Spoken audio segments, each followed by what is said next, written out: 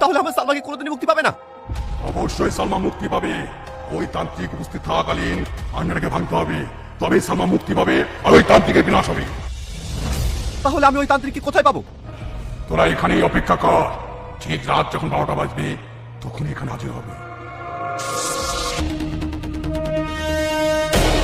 তুই যদি অতই ক্ষমতা থাকে তাহলে আমার সামনে আয়।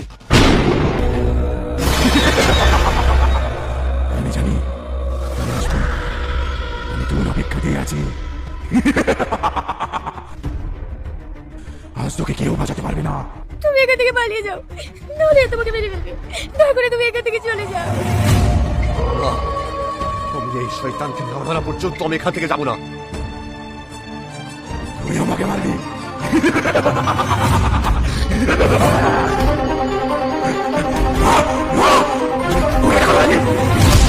তোমরা দেখে ফেলো, তোমরা তো দেখে ফেলো।